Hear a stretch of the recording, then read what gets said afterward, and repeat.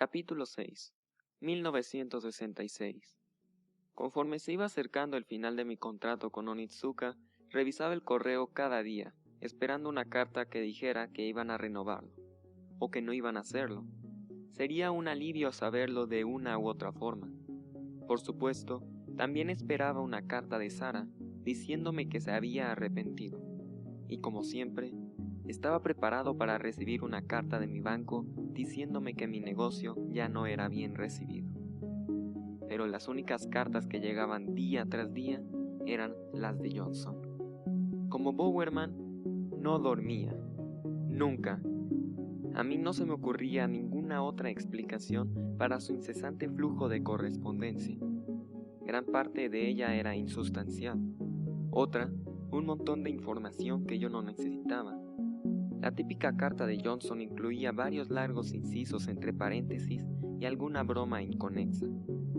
También podía incluir un dibujo hecho a mano, la letra de una canción, a veces un poema, tecleadas a toda velocidad con una máquina de escribir manual que estampaba violentamente las páginas de papel de cebolla como si fuera braille. Muchas de las cartas de Johnson contenían una especie de historia. Quizá parábola sea un término más adecuado, de que le había vendido a fulanito un par de Tiger y había trazado un plan para poder venderle en el futuro X pares más.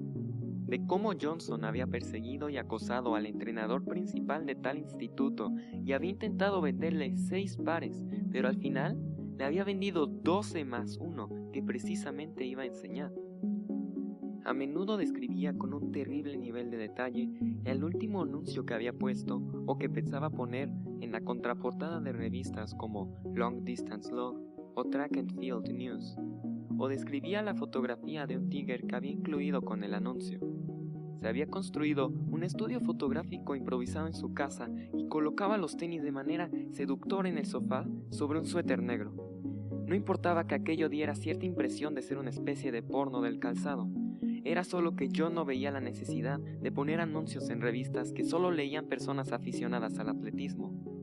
De hecho, no veía la necesidad de hacer publicidad, pero parecía que Johnson se lo pasaba bien, y él juraba que los anuncios funcionaban, de modo que, bueno, no sería yo quien lo detuviera. La típica carta de Johnson concluía siempre con un lamento, ya fuera sarcástico o intencionadamente serio sobre el hecho de que yo no hubiera respondido a su carta anterior, y a la anterior a la aquella, etc. Luego había una postdata, y por regla general otra, y a veces toda una sucesión de postdatas. Luego una última petición de palabras de aliento que yo nunca le enviaba. Yo no tenía tiempo para eso, además de que tampoco era mi estilo. Ahora, mirando atrás, me pregunto si realmente estaba siendo yo mismo o estaba emulando a Bowerman, o a mi padre, o a ambos. ¿Estaba adoptando su comportamiento de personas de pocas palabras? ¿Estaba imitando quizá a los hombres a los que admiraba? Por entonces yo leía todo lo que caía en mis manos sobre generales, samuráis, shogunes, junto con biografías de mis 3 principales héroes, Churchill, Kennedy y Tolstoy. No me gustaba nada la violencia, pero me fascinaba el tema del liderazgo, o la falta de él en condiciones extremas. La guerra era la más extrema de las condiciones. Pero el mundo de los negocios tiene sus paralelismos bélicos.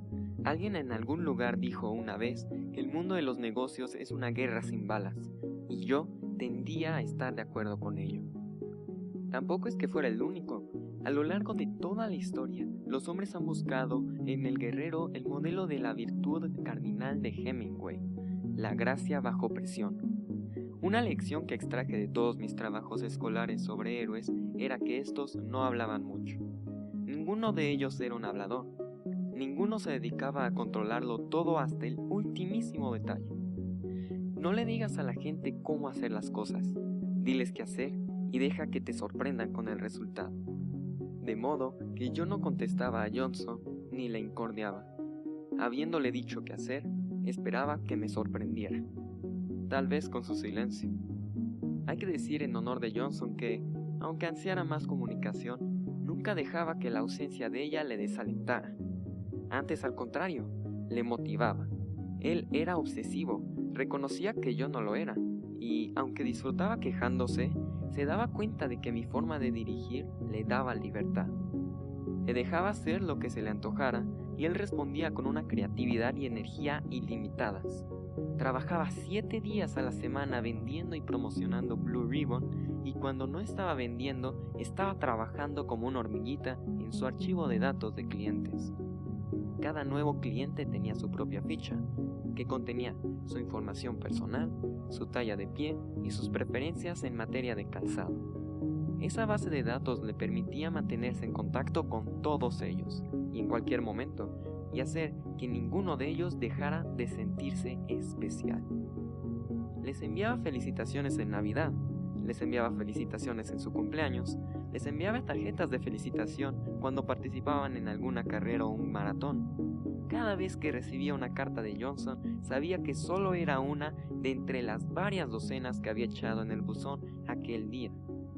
Tenía cientos y cientos de clientes con los que mantenían correspondencia y que cubrían todo el espectro de la humanidad, desde estrellas del atletismo en el instituto hasta octogenarios aficionados a correr los fines de semana. Muchos de ellos, al encontrar otra carta más de Johnson en sus buzones, debían de pensar lo mismo que yo. ¿Pero de dónde saca el tiempo? Sin embargo, y a diferencia de mí, la mayoría de ellos llegaban a depender de las cartas de Johnson. Muchos le contestaban. Le hablaban de su vida, de sus problemas, de sus lesiones, y Johnson les consolaba con generosidad. Se mostraba comprensivo y les aconsejaba, especialmente sobre las lesiones. Pocos en la década de 1960 tenían la menor idea sobre las lesiones habituales que podían producirse corriendo o practicando deporte en general, de modo que las cartas de Johnson solían estar repletas de información que resultaba imposible encontrar en ninguna otra parte. Durante un breve periodo de tiempo me preocuparon los posibles problemas de responsabilidad civil, así como la posibilidad de que un día recibiera una carta diciéndome que Johnson había alquilado un autobús y que llevaba a todos al médico. Algunos clientes ofrecían voluntariamente su opinión sobre los Tiger, de manera que Johnson empezó a recopilar todas aquellas valoraciones de clientes, utilizándolas para crear nuevos proyectos de diseño. Un hombre, por ejemplo, se quejaba de que no tenían suficiente amortiguación. Él quería correr el maratón de Boston, pero no creía que aguantaran los 42 kilómetros. Entonces, Johnson contrató a un zapatero local para que insertara las suelas de goma de unos zapatos de ducha en un par de Tiger.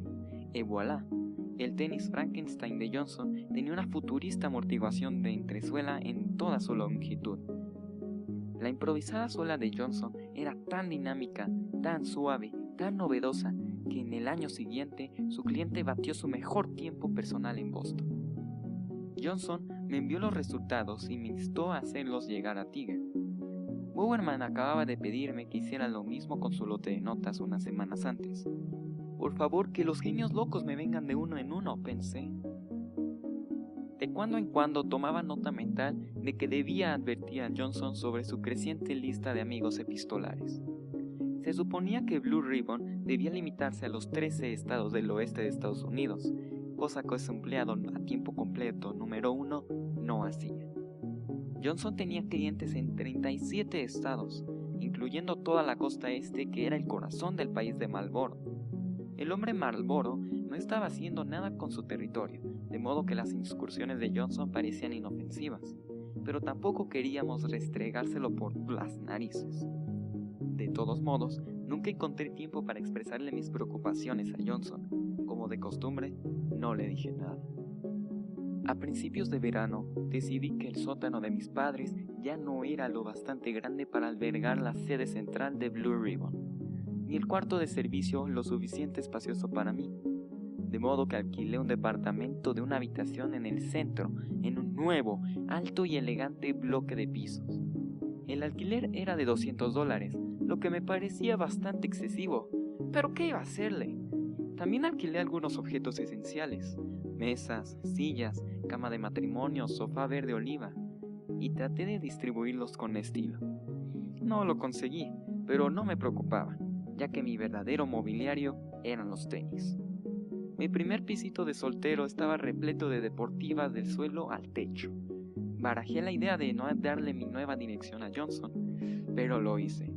Y como era de esperar, mi nuevo buzón empezó a llenarse de cartas. Remitente, apartado postal 492, Seal Beach, California, 90.740. No respondí ninguna. Entonces Johnson me escribió 2 cartas que no pude ignorar. En primer lugar, me dijo que también él se mudaba, se estaba separando de su nueva esposa y planeaba quedarse en Seal Beach, pero se iba a alquilar un pequeño apartamento de soltero. Al cabo de unos días me escribió para decirme que había tenido un accidente de coche. Había ocurrido por la mañana temprano, en algún lugar al norte de San Bernardino. Iba de camino a una carrera en carretera, por supuesto, donde tenía la intención tanto de correr como de vender tigre. Se había dormido al volante, me escribió, y al despertar se encontró a sí mismo y su Volkswagen escarabajo de 1965 del revés y volando por los aires. Chocó con la mediana, luego rodó, y entonces salió disparado del coche justo antes de que éste se precipitara por el terraplén dando una vuelta de campana. Cuando el cuerpo de Johnson finalmente dejó de caer, se encontró boca arriba, mirando el cielo, con la clavícula, el pie y el cráneo destrozados. De hecho, me dijo, el cráneo tenía incluso fugas. Y lo que era peor, al estar recién divorciado, no tenía a nadie que le cuidara durante su convalecencia. Al pobre hombre solo le faltaba que se le muriera el perro para convertirse en el protagonista de una típica canción country. Pese a todas aquellas recientes calamidades, Johnson estaba animado. En una serie de alegres cartas posteriores me aseguró de que se las arreglaba para cumplir con todas sus obligaciones. Se arrastraba por su nuevo departamento, rellenando pedidos, haciendo envíos de tenis y manteniendo una puntual correspondencia con todos sus clientes. Un amigo me explicó, le traía el correo, de modo que no había que preocuparse. El apartado postal 492 seguía plenamente operativo. Al final de la misiva añadía que, dado que ahora tenía que pagar la pensión alimenticia, contribuir a los gastos de sus hijos y hacer frente a incontables facturas médicas, necesitaba informarse acerca de las perspectivas a largo plazo de Blue Ribbon. ¿Cómo lo veía yo? No le mentí, exactamente. Quizá fuera por compasión, quizá atormentado por la imagen de un solitario Johnson sin pareja, con el cuerpo escayolado, tratando valientemente de mantenerse vivo y de mantener viva a mi empresa, adopté un tono optimista. Le dije que era posible que Blue Ribbon se convirtiera con los años en una empresa de artículos de deporte en general, que tuviéramos oficinas en la costa oeste y un día tal vez en Japón. Poco probable, aunque merece la pena intentarlo, le escribí. Esta última línea era absolutamente sincera. Valía la pena intentarlo. Si Blue Ribbon se iba a pique, yo no tendría dinero y me quedaría en la ruina. Pero también habría adquirido un valioso saber que podría aplicar a mi próxima empresa. La sabiduría parecía un activo intangible, pero era un activo al fin y al cabo, y uno que justificaba el riesgo. Montar mi propia empresa era lo único que hacía que todos los demás riesgos de la vida, el matrimonio, Las Vegas, la lucha con los caimanes, parecieran cosas seguras. Pero mi esperanza era que cuando fracasara, si fracasaba, lo hiciera pronto, de modo que tuviera suficiente tiempo, suficientes años, para poner en práctica todas las lecciones tan duramente aprendidas. No era muy aficionado a fijarme objetivos, pero aquel objetivo no dejaba de cruzar por mi mente cada día hasta que se convirtió en mi sonsonete interno. Fracasa pronto. Al concluir la misiva, le dije a Johnson que, si era capaz de vender 3.250 pares de tigre para finales de junio de 1966, algo completamente imposible según mis cálculos, le autorizaría a abrir aquella tienda con la que me había estado martirizando. Incluso añadí una postdata que sabía que él devoraría como una golosina, para recordarle que estaba vendiendo tantos tenis y tan deprisa que quizá podría interesarle hablar con un contador. Hay que considerar las cuestiones relacionadas con el impuesto sobre la renta, le dije. Él me respondió dándome las gracias, con sarcasmo por mi asesoramiento fiscal. No le correspondía pagar impuestos, me aclaraba, porque los ingresos brutos eran de $1,209, mientras que el total de los gastos era de $1,245. Además de tener la pierna rota y el corazón destrozado, me contaba que estaba sin un céntimo, y terminaba diciendo: por favor, envíame unas palabras de aliento. No lo hice. De algún modo, alcanzó la cifra mágica. A finales de junio, había vendido los 3,250 pares, y se había recuperado, de manera que me instó a cumplir mi parte del trato. Antes del día del trabajo, alquiló un pequeño local comercial en el 3107 de Pico Boulevard, en Santa Mónica, y abrió nuestra primera tienda. Luego emprendió la tarea de convertirla en la Meca, el Sancta Sanctorum de los corredores. Compró las sillas más cómodas que encontró y pudo permitirse, y creó un bonito espacio para que los clientes pudieran pasar el rato y charlar. Hizo unas estanterías y las llenó de los libros que todo corredor debía leer, muchos de ellos primeras ediciones de su propia biblioteca. Cubrió las paredes de fotos de deportistas calzados con Tiger y se surtió de camisetas serigrafiadas con la palabra Tiger en la parte delantera que regalaba a sus mejores clientes. También enganchó unos cuantos tenis en una pared, lacada de color negro, y los iluminó con una tira de luces empotradas en el techo, todo muy moderno y muy a la última. En todo el mundo no había habido nunca un santuario para corredores como aquel, un lugar donde no solo se les vendían deportivos, sino donde además se les rendía homenaje tanto a estas como a ellos mismos. Johnson, el aspirante a líder de culto de los corredores, finalmente tenía su iglesia. Los servicios religiosos se celebraban de lunes a sábado, de 9 a 6. Cuando me escribió para hablarme de la tienda por primera vez, pensé en los templos y santuarios que había visto en Asia, y me sentí ansioso por ver en qué se asemejaba el de Johnson, pero no tenía tiempo.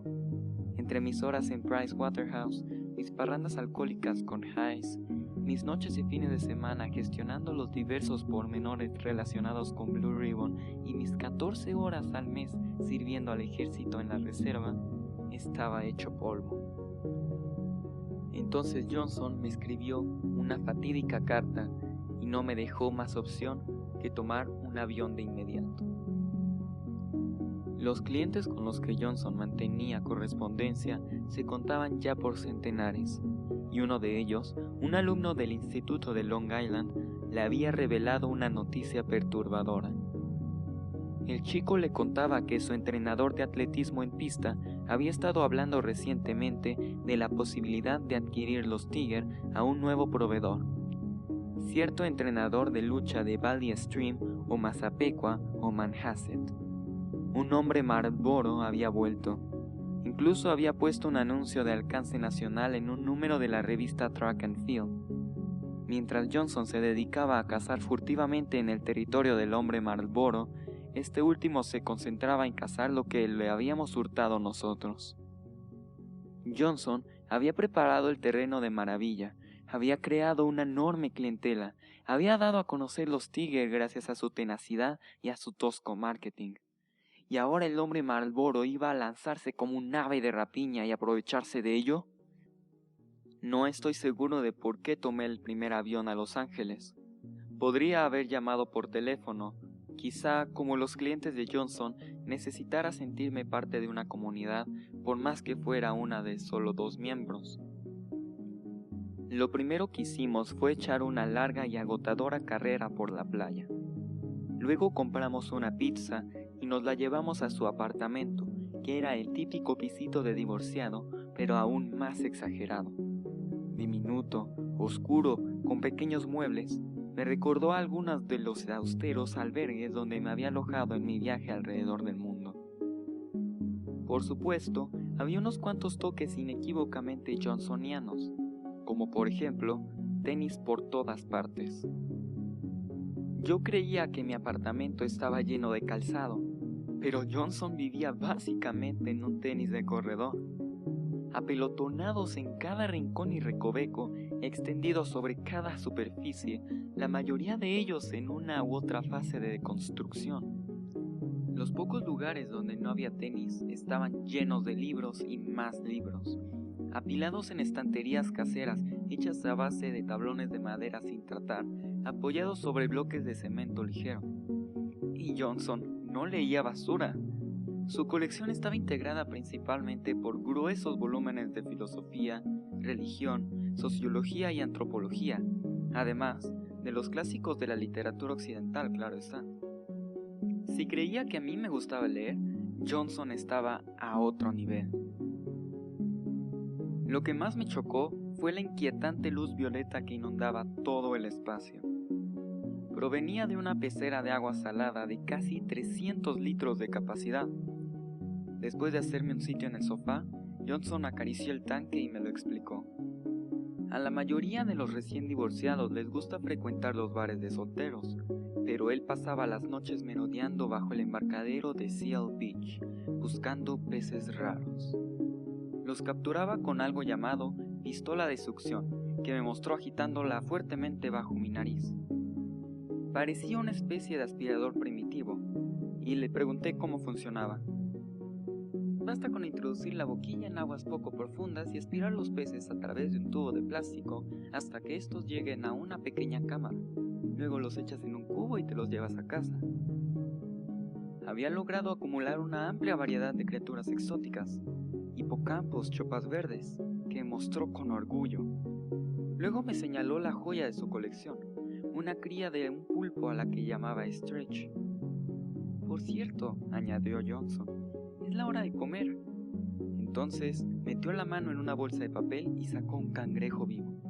Ven, Stretch, llamó, sujetando el cangrejo sobre el tanque. El pulpo no se movió. Johnson depositó el cangrejo, que no dejaba de agitar las patas, en el lecho de arena de la pecera. Stretch seguía sin reaccionar. ¿Está muerto?, le pregunté. Observa, me respondió. Presa del pánico, el cangrejo empezó a bailar de izquierda a derecha buscando refugio, pero no había dónde esconderse y Stretch lo sabía. Al cabo de unos minutos, algo empezó a asomar de manera vacilante entre las patas de Stretch, una especie de antena o tentáculo. Lo despegó hacia el cangrejo y tocó ligeramente su caparazón.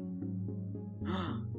Acaba de inocularle veneno, dijo Johnson, sonriendo de oreja a oreja como un padre orgulloso. Observamos cómo poco a poco el cangrejo dejaba de bailar y luego de moverse por completo. Vimos cómo Stretch lo envolvía con delicadeza con su antena tentáculo y lo arrastraba hacia su guarida, un agujero que había excavado en la arena bajo una gran piedra.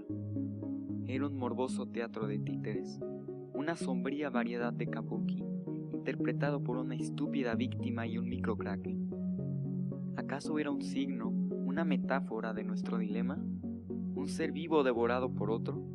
Así era la naturaleza, matar o morir, y yo no pude evitar preguntarme si la historia de Blue Ribbon y el hombre Marlboro también iba a ser así. Pasamos el resto de la tarde sentados a la mesa de la cocina y repasando la carta de su informante. Johnson la leyó en voz alta, luego la leí en silencio, y tras esto discutimos qué hacer. Vete de Japón, me dijo Johnson. ¿Qué? Tienes que ir, añadió. Háblales de todo lo que hemos hecho hasta ahora. Exige tus derechos. Deshazte de ese hombre Marlboro de una vez por todas. Cuando empiece a vender, cuando se ponga en marcha, no habrá quien lo pare.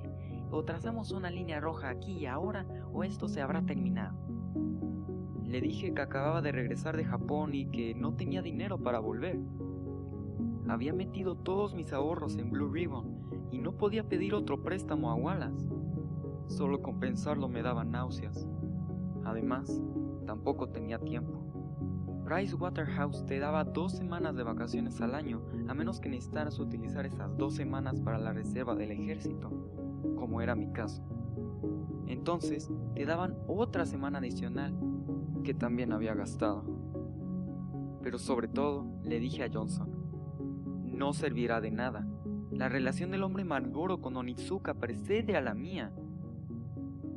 Imperturbable, Johnson sacó su máquina de escribir, la misma con la que me había estado torturando, y empezó a esbozar notas, ideas, listas, que luego logramos convertir en un manifiesto que yo había de entregar a los ejecutivos de Onitsuka.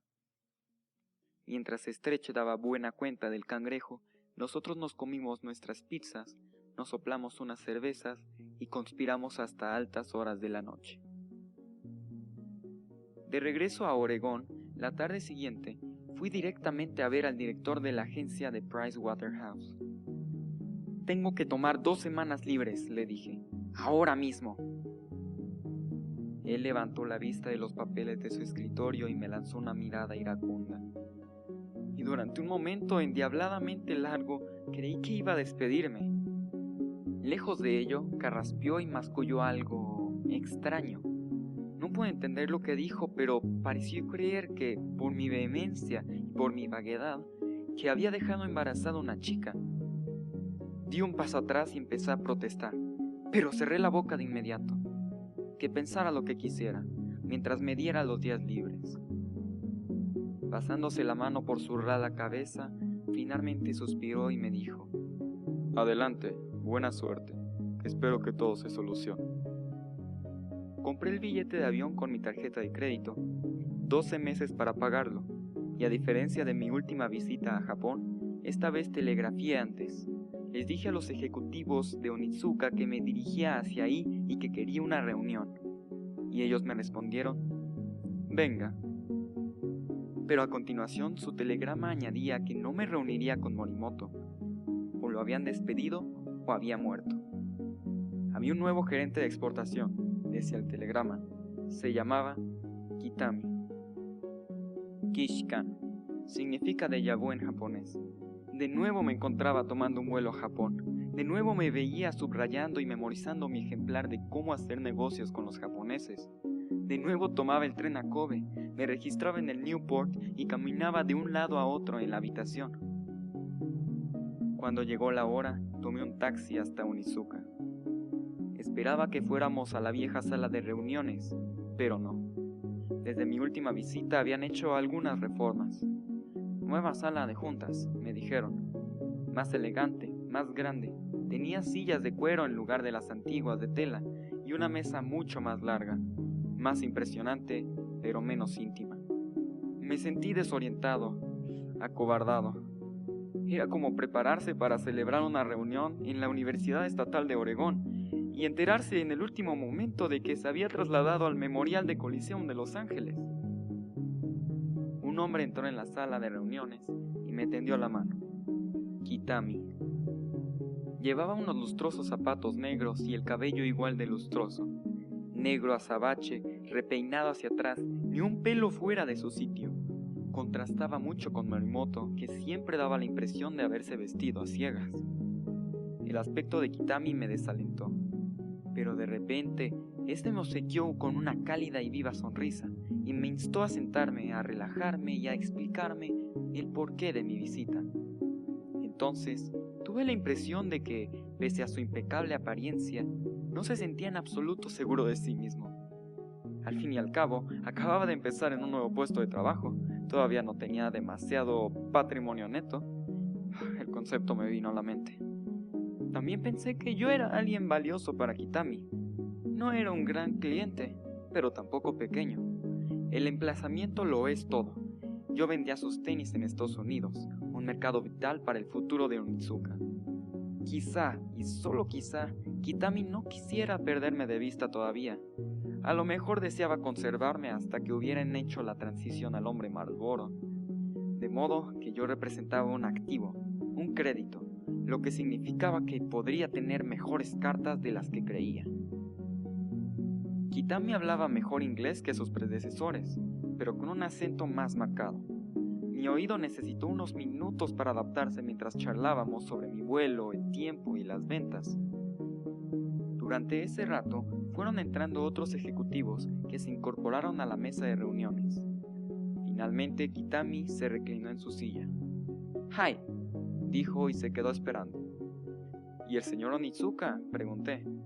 «Hoy el señor Onitsuka no podrá venir», me respondió. «Maldita sea, Yo confiaba en sacar partido del buen talante que el señor Onitsuka me mostraba, pero no mencionar de su relación con Bowerman. Pero no, solo, sin aliados, atrapado en una sala de reuniones con la que no estaba familiarizado, me tiré de cabeza. Le dije a Kitami y a los demás ejecutivos que Blue Ribbon había llevado a cabo una notable labor hasta el momento.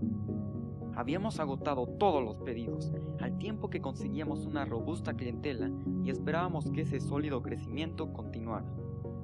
En 1966 habíamos facturado $44,000 en venta y proyectábamos llegar a los 84,000 en 1967. Les describí nuestra nueva tienda de Santa Mónica y les expuse que pensábamos abrir más, que teníamos un gran futuro. Luego me incliné hacia adelante. Nos gustaría mucho ser los distribuidores exclusivos en todo Estados Unidos de la línea de atletismo de Tiger, dije. Y creo que esto resultaría muy beneficioso para ustedes. Ni siquiera mencioné al hombre Marlboro.